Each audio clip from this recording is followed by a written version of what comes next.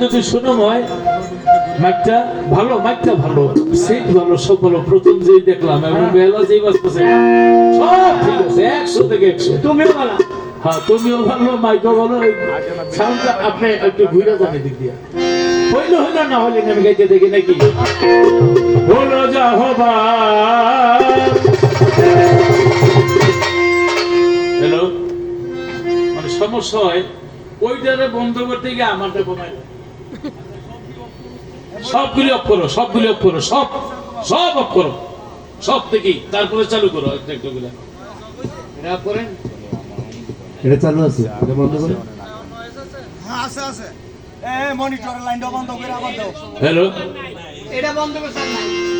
Hello, এই তো আমরা ঠিক আছে। লাগে ওটা বন্ধই থাকবো, এটা দরকার নেই। এটা বন্ধ করে চাল নাই। হ্যালো,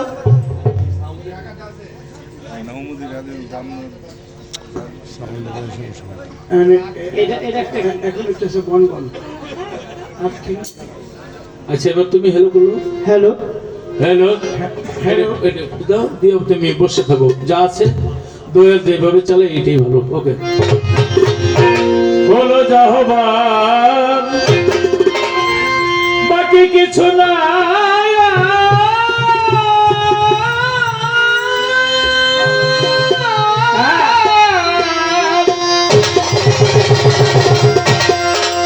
দেখলাম দাম দিয়ে যাইনি ইনশাল্লাহ। ওই দেশে সকাল সকাল গেলেই বাঁচি, কিরে সংসারের সংসারী বায়না নাই চাকরি, এই ঝকমারি কত দেখেছি, কিরে সংসার সংসারী।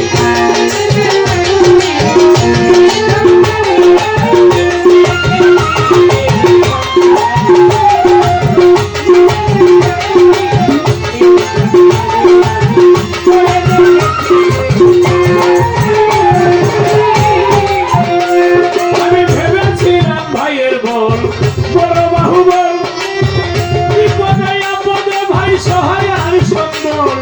ভেবেছিলাম ভাইয়ের বল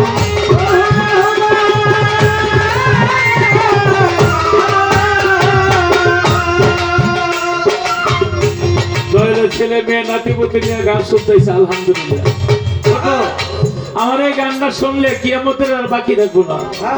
ভাই বরাদর রক্তের বাঁধন যদি হয় পৃথক, রমণীর কারণ। বাবায় মরার সময় বড় ভাইয়ের রাতে ছোট ভাইরে দিয়ে গেছে। তুই ওরা ঠিক মতন লেখাপড়া করাইছে। আমার ইচ্ছা ছিল ওর আমি ব্যাংকের ম্যানেজার বানাবো। আমার দিকে চাও, তা আমি তো চলে যাই, আমার সময় নাই। তুই ওর দিকে খেয়াল রাখিস। সকালে যে গেছে খেতে, সারাটা দিন ছিল। ভাবি ডাক দিয়া কয়, তোর ভাই কি না খাইতে খাইতে মরে যাইব? কয়টা ভাত জমিনের মধ্যে খাওয়া ঠিক আছে। কয়টা ভাত হয়ে গেছে। বড় ভাই ছোট ভাইয়ের ডাইকা কয়, ভাই রে তুই আইসস কেন এই রোদ্রের মধ্যে? কয়, ভাই আজকে স্কুল ছুটি, তুমি তো সারাদিন জমিনের মতো থাকো, তোমার কি ক্ষুধা লাগে না? বড় ভাই বলে, আমার ক্ষুধা লাগে, আমার চিন্তা করো না, তুমি ঠিক মতো লেখাপড়া করে একটা অফিসার বাবার কাছে মনে করছো। বিদেশ থেকে ভাইয়েরা টাকা পয়সা দিয়ে লেখাপড়া শিখেছি, লেখাপড়া শিখাইয়া ভালো চাকরি পেয়েছে, নতুন বিয়া করছে। বউ খালি কয়, এর সংসারে 5 জন, আমরা মাত্র 2 জন, এত বড় বোঝা টানার আমাকে দরকার আছে। এরে কো বাবার সম্পত্তি অর্ধেক নোক আমাকে বুঝাই দিন। আমি ভেবেছিলাম ভাইয়ের বল বড় বাহুবল, ওরে বিপদে আপদে ভাই সহায় আর সম্বল। দেখো ভাইয়ে বলছে, দাদা ভাগ করে দাও আধা, ভাইয়ে বলছে, দাদা ভাগ করে দাও আধা, শুনে দাদা সে বেশি কিনে সংসারী।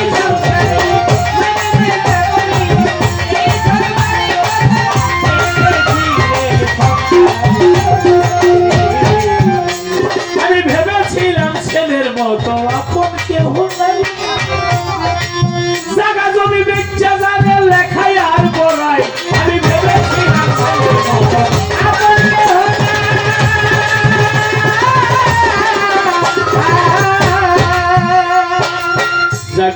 জামাই বউ দুজনে বুদ্ধি করে ভাই না তো চলে গেছে কষ্ট দিয়ে পোলা তো আমার পোলা যাইব কই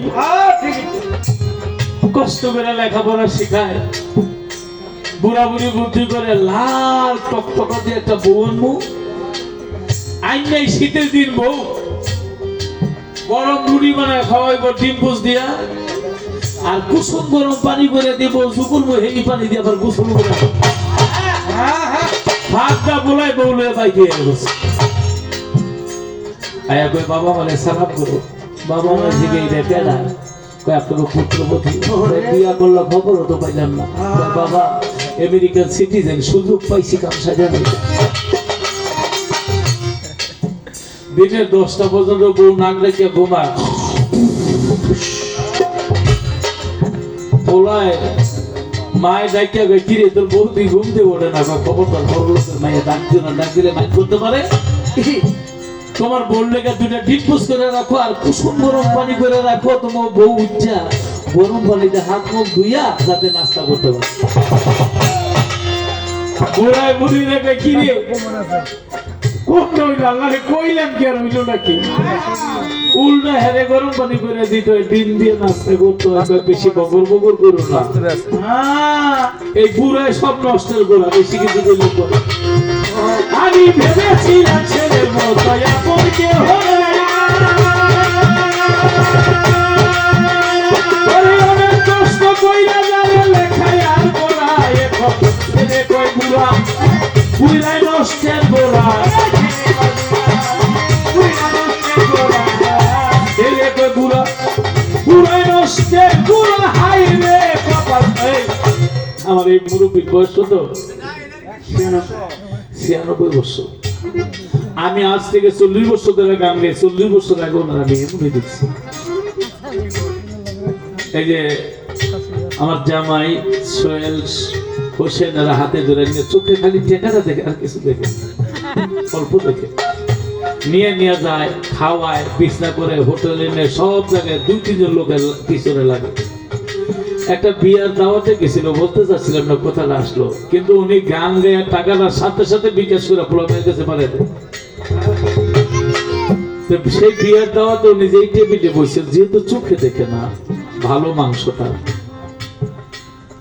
ভাত কতটুকু লাগে সবজি কোনটা লাগে ভোলাই বইব না টেবিলে বইয়া খাওয়াইব না কিন্তু ভোলাই হেরে পেয়ে গিয়ে আরেক টেবিলের মধ্যে বসে উনি একটা চিৎকার দিছিল যে তোরাই তো ভালো যে ছেলের আমি জন্ম দিছি আজকে এই ছেলে আমার টেবিল খেয়ে আমি অন্ধ বিদায় আরেক টেবিলে বসে তাই ছোট লোকে খায় আমার সাথে বসত উনি একটা চিৎকার দিছিল উনি এই বয়সে বাঁশি বাজাইতে হয় না ওনার যে সম্পদ আল্লাহ দিছে কিন্তু এখানে এলে 5 জন ওনারা আদর করে সবাই তো আদর করে তার জন্য সংসার করে ভেবেছিলাম ছেলের মতো আপন কেহ নাই অনেক কষ্ট কইরা যাবে লেখায় আর পড়ায় এখন ছেলে বলছে বুড়া কুইলাই নষ্টের গোড়া ছেলে কই বুড়া বুড়াই নষ্টের গোড়া হাই রে কপাল পোড়া সে বেশি দিনে সংসার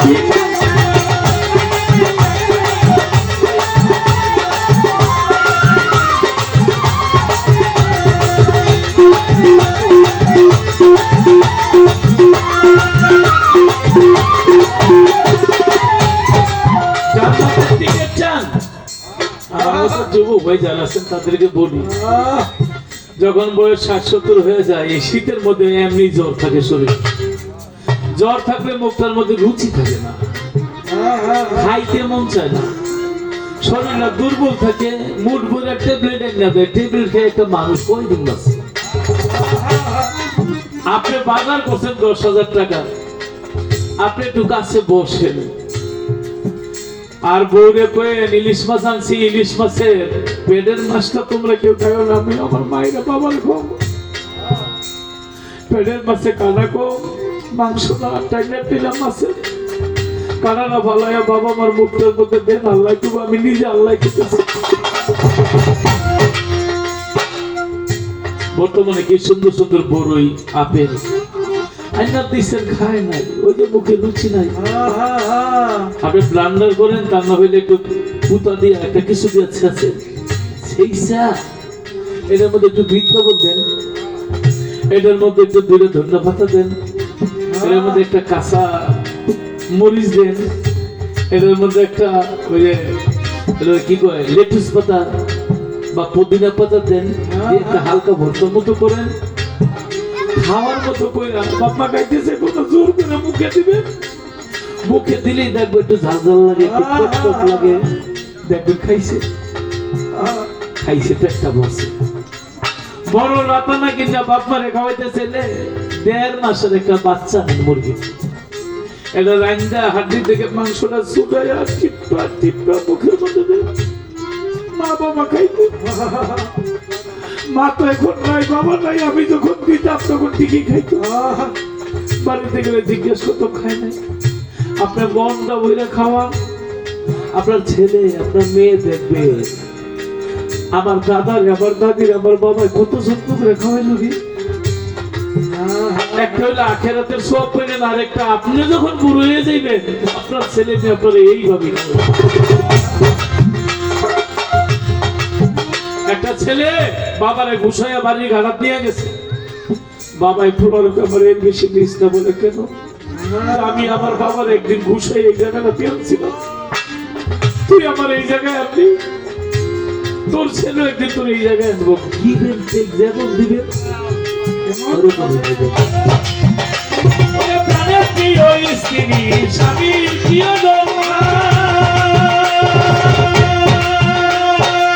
প্রাণের প্রিয় স্ত্রী